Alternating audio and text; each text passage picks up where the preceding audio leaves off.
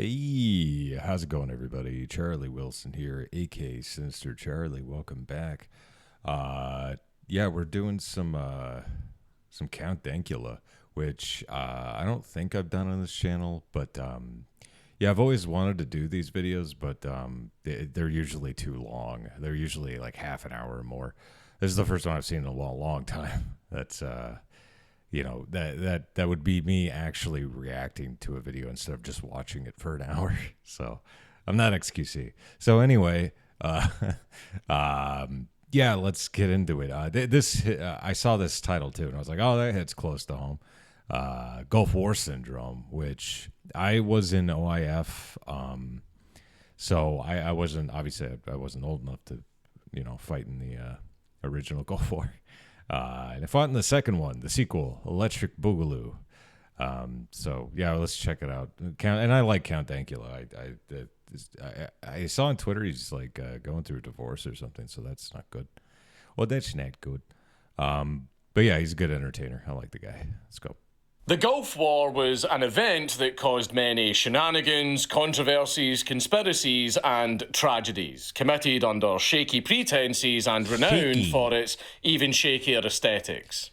The Gulf War narrowly fits into this category of conflict that is simultaneously really important, yet is boring as sin compared to other more dramatic wars in antiquity. It, however, did inspire some absolutely baller SNES games. Oh, dude. I didn't play Desert Strike, but I played Soviet Strike on PlayStation 1.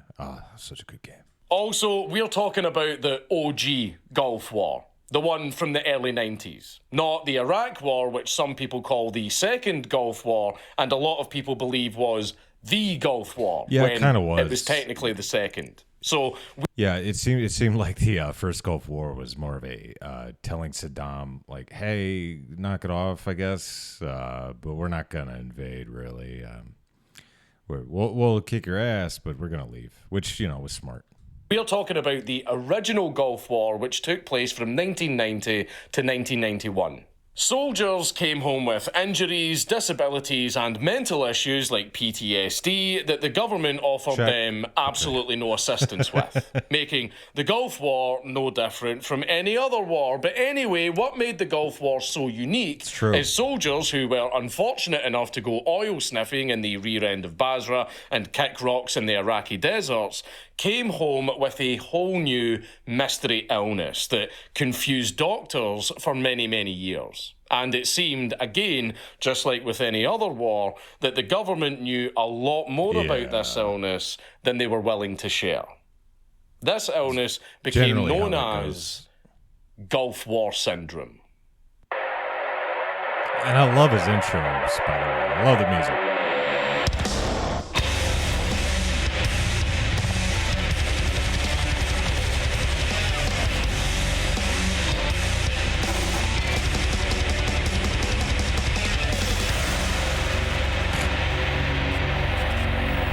Pretty hard. Please leave a like and a comment on this video because it really helps me in the algorithm. I already did.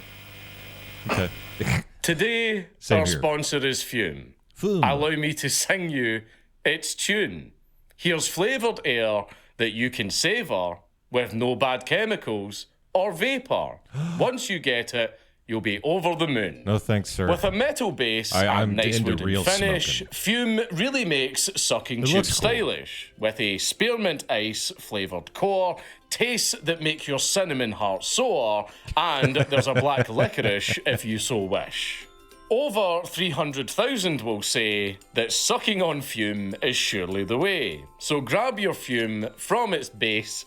Enjoy that crispy mint taste. Okay. And bad habits shan't be here to stay. So go try fum.com right away. Enter code DANKULA. But if the link is not your scene, scan the QR code on the screen. Get a free base with your journey pack today. Now, I don't know if I really need to give much background on the first Gulf War, seeing as everybody watching this video... Dude, those camos were those BDUs were so ugly. I was gonna say I think I know that guy on the right, but it wouldn't make any sense. Video has probably grown up with its more famous sequel trilogy, The War on Terror. Spoiler Word. alert, we fucking lost. But basically, all you need to know is this Saddam guy, well, he's got a villain-coded mustache, he loves killing Iranians with gas, and he just attacked Kuwait. And guess what? Kuwait loves America. And if there is one thing that America loves, it's a simp nation located right next to one of their enemies. And if there is another thing America loves, it's an excuse. So, Indeed. as a result of this, for no morally dubious reasons at all that you definitely shouldn't read into, NATO was fully mobilised on the Saudi border and then proceeded to invade Iraq. I have obviously I have my own opinions on it. Shouldn't have even.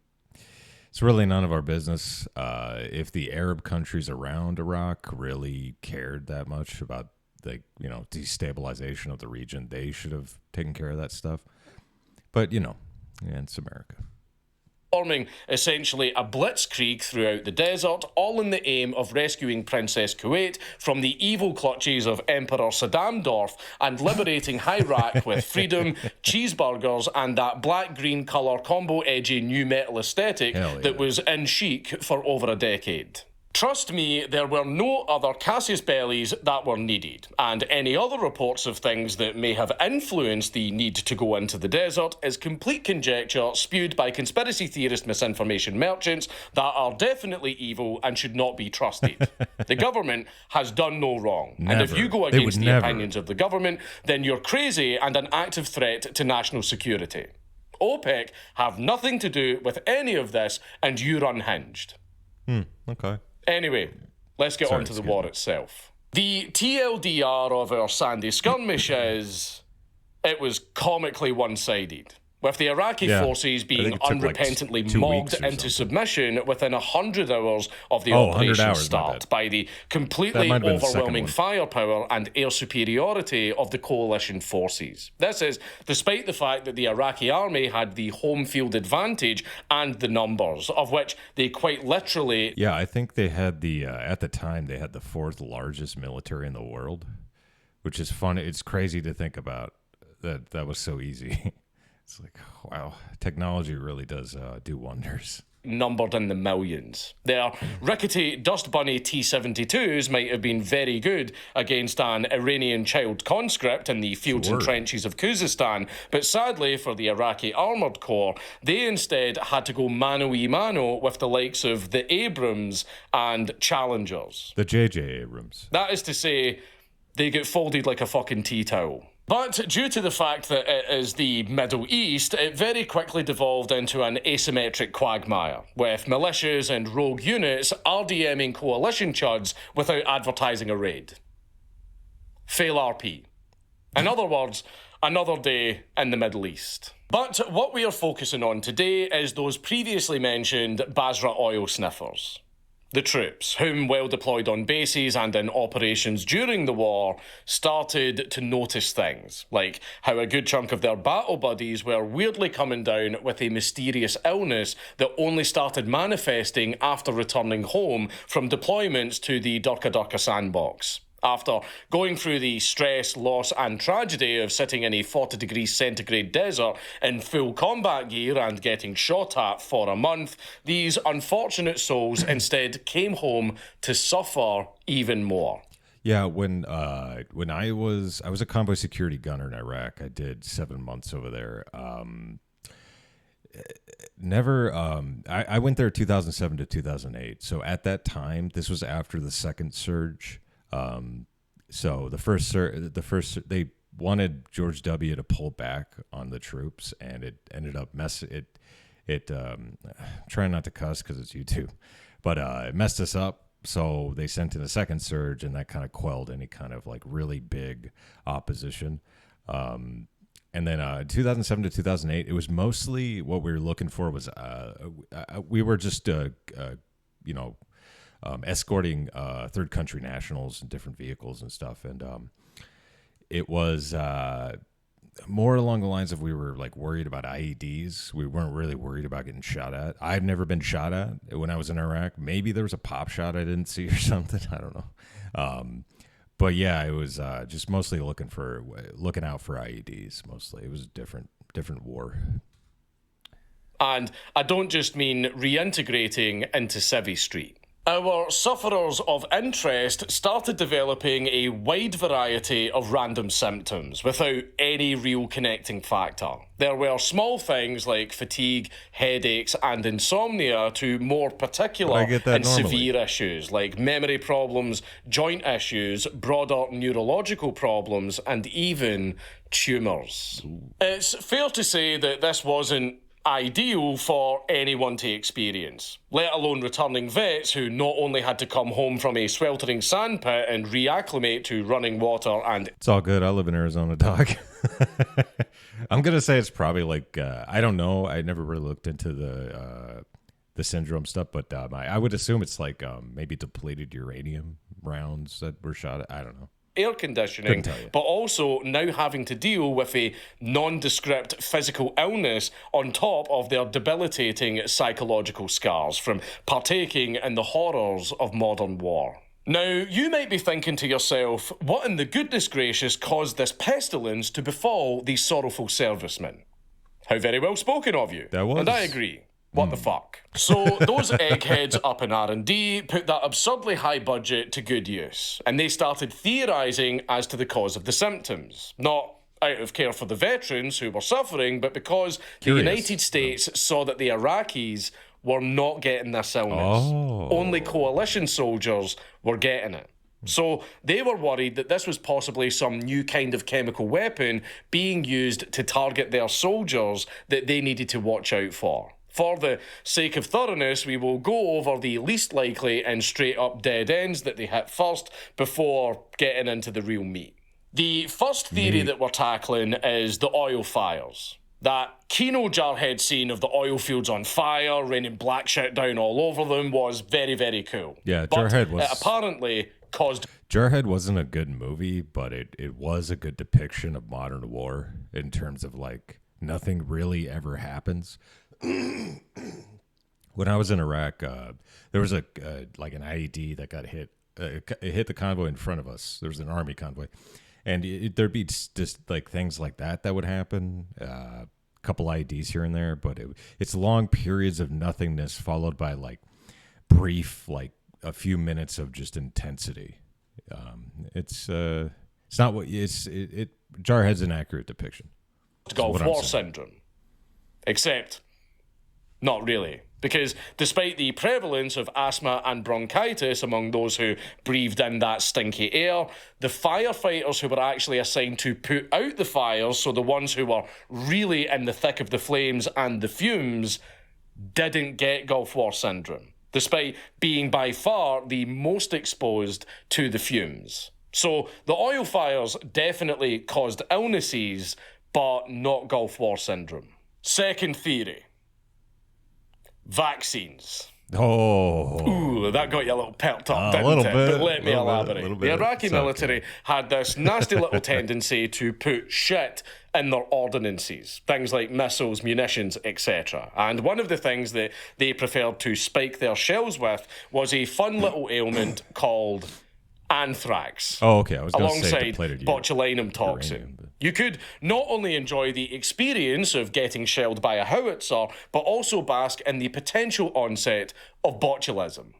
Cool. Absolutely riveting, I know, and the US military agreed. Thus, they, alongside other coalition forces, loaded up all of their soldiers on vaccines against such maladies. The only issue is that if you know anything about the US military, they tend to play it a little bit fast and loose with pharmaceuticals, usually giving those deployed gear that will work in the moment, but would also potentially fuck them up. Yeah, I got the, this was later on, obviously, but I got the anthrax vaccine before we were going to Iraq.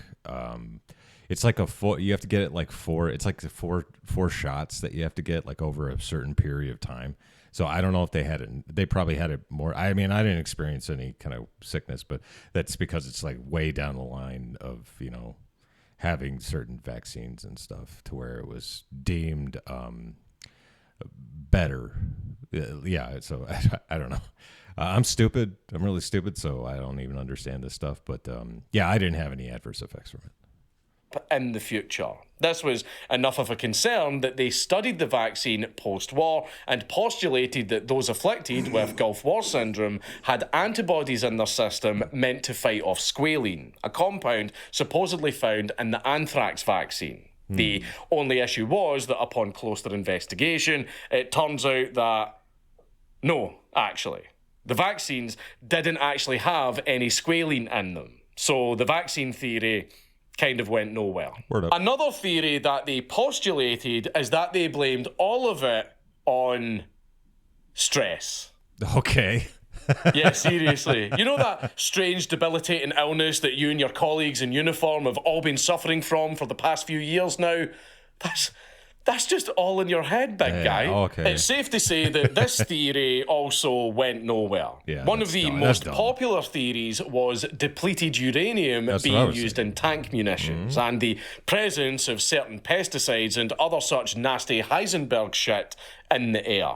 What got them on the right track in the end was the realisation that indeed a lot of that Heisenberg shit bore vague similarities to the chemical and biological weapons. After all, it wasn't like the Iraqis were opposed to using such agents, they had used them before a bunch of times. See the Iraq-Iran prequel series and our fun little anthrax missile filler episode for more details on that. And let me tell you, that Iran-Iraq arc was a little bit fucking crazy. With trench warfare, child soldiers, and yes, chemical weapons.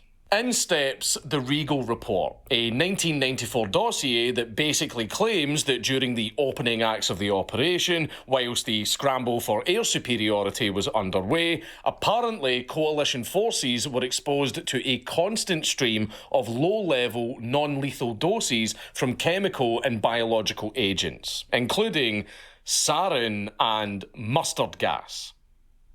Yeah, really, sarin, fucking sarin, the nerve agent that can kill a person instantly by essentially shutting down their entire nervous system just by taking a couple of breaths of it.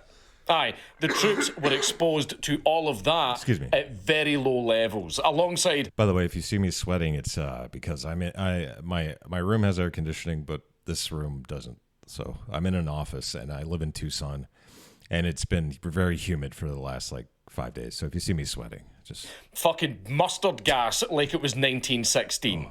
According to the report, all of the chemicals in the air was in part due to the bombing of 34 separate facilities across Iraq, with those sites being 18 chemical facilities, 12 biological facilities, and 4 nuclear facilities. So all of that shit was flying up into the air, all mixing together into probably the worst ever chemical cocktail ever devised by mankind, and was being breathed in by the soldiers. Is that why I have such a deep, sultry voice?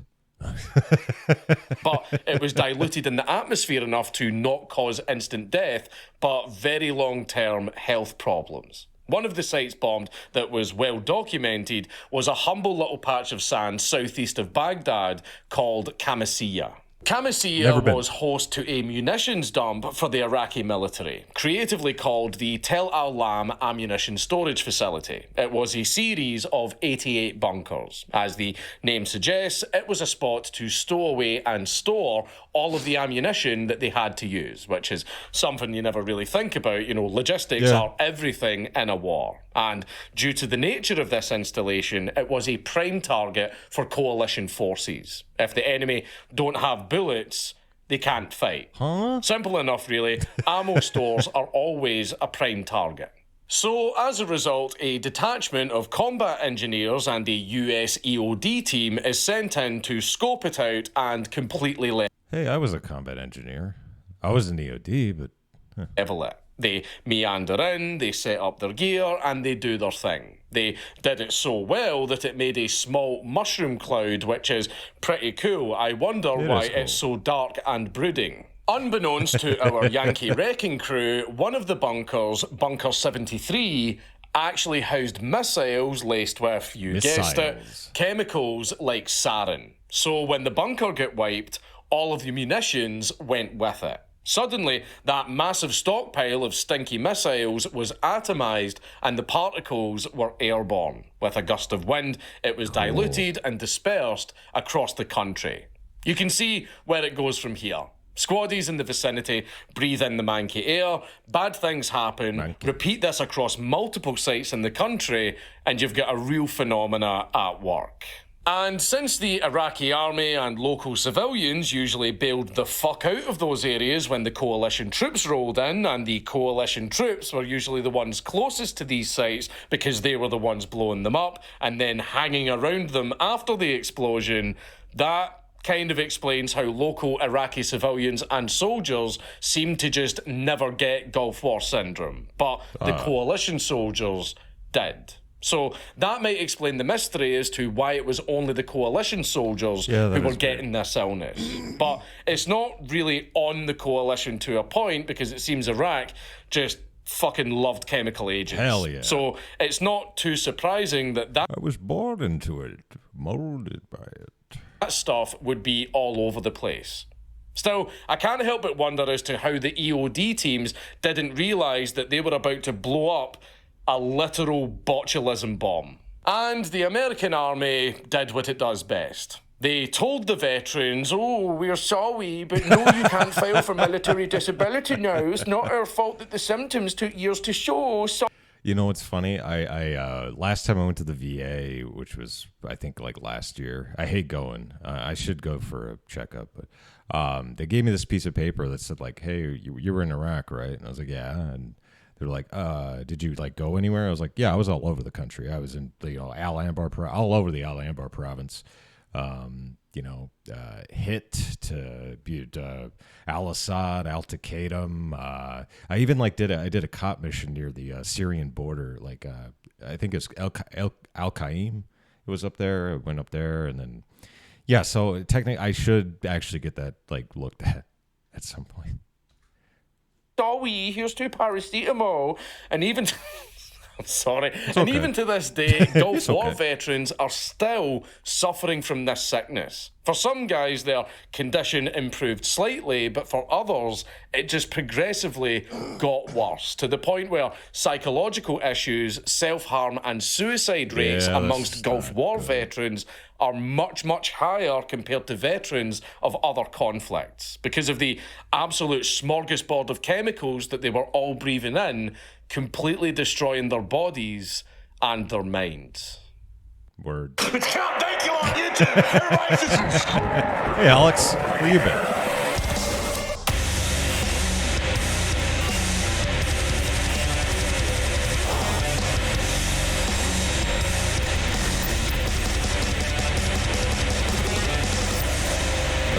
Cool. I needed that. All right, and I'm very sweaty.